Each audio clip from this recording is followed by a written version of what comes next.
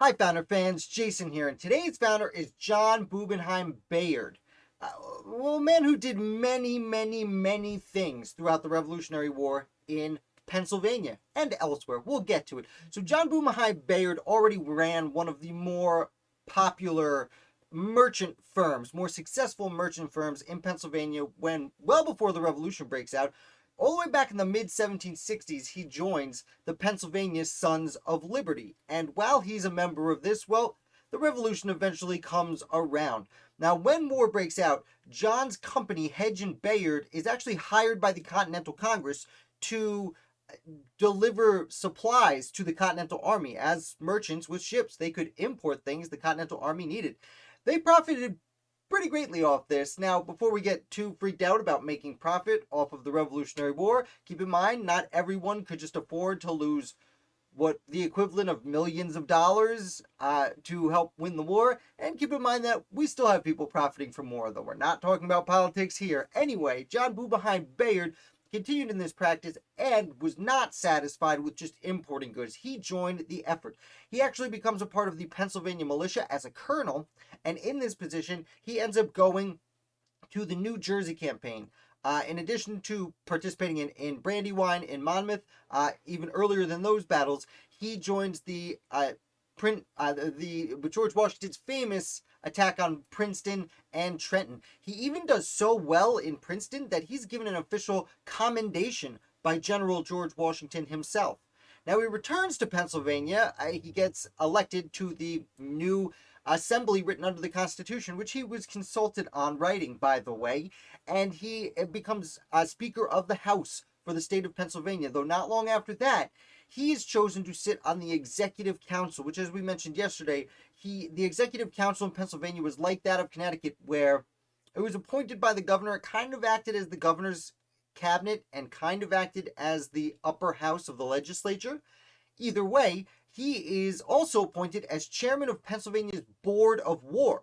And being chairman of the Board of War and sitting on the Executive Council, for all intents and purposes, made him Pennsylvania's Secretary of War. Now, while that might sound a little strange to us today, keep in mind that during the Revolution and under the Articles of Confederation, each state operated as a separate sovereign nation. So he was there not only to fight the British, but if they had to fight someone else, another state, he would be in charge of that, which, by the way, there was a little bit of a war. The Yankee Pennamite Wars, which had broken out before the Revolution. There would be one more breaking out after the Revolution between Pennsylvania and Connecticut in the Wyoming Valley of what we now consider northwestern Pennsylvania, if you're interested in knowing who won that war. Wink, wink. Pennsylvania, obviously, kept that land. That's why I'm still calling it Pennsylvania. Either way, John Bayard, after the Revolution ends, unfortunately for him, he incurred extremely large debts. Even though he profited off selling the goods to the Continental Army, he still was a generous man and actually lost a lot of money and went into debt. He also, like many people, speculated in land in the 1780s, which was a common way to go bankrupt after the American Revolution if you were a wealthy American founder. He sold most of his land and was able to repay most of his credit. He also goes back to first sent to the Confederation Congress in the 1780s when it's operating in New York. But then he retires and moves to New Jersey, New Brunswick, New Jersey, where he is almost immediately elected by his new neighbors as mayor of the town. He serves in that for about about 2 years, I should say, and then retires, spends the rest of his life comfortably living as a county judge or a country judge, whatever you want to call it.